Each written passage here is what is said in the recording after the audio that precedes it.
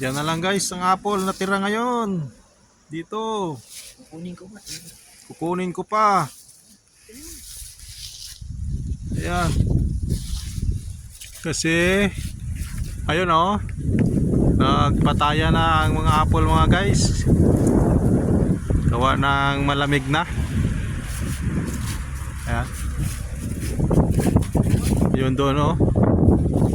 Yun oh, kinuha na lang kasamahan ko. Ayun. Yan. Nagutom na. Gutom na sa kalakad.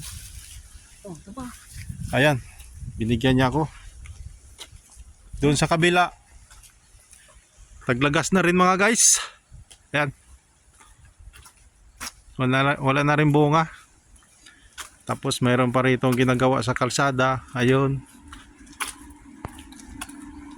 Wrong timing rin dahil pa-winter na. So ayan ang puno ng cherry. Wala rin bunga. Ubos na dahil nagkalaglaga na yung mga dahon.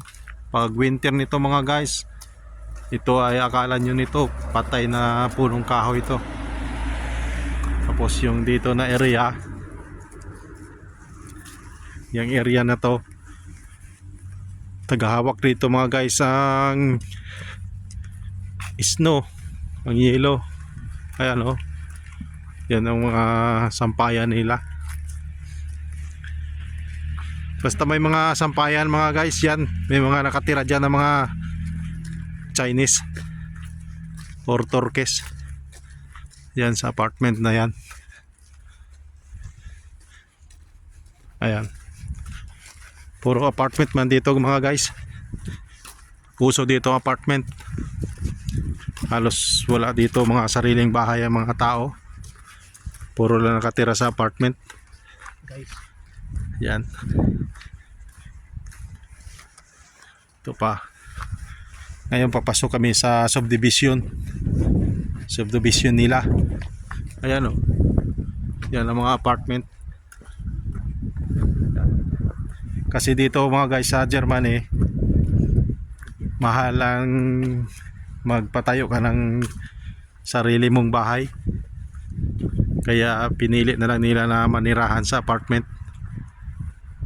Maximum sa upa nasa 800 euro 3 bedroom.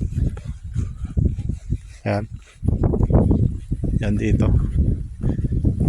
Ayan, basura nila segregated yan mga guys, basura nila. Ayan. Kaya kita nyo naman, wala kayong makita dito ng mga nagkalat na mga puti o plastic. Ganun kalinis dito mga guys. Ayan, dito sa subdivision na to. Uy, ayun, may mouse. Yan siya. Yan o. Okay, thank you for watching mga guys.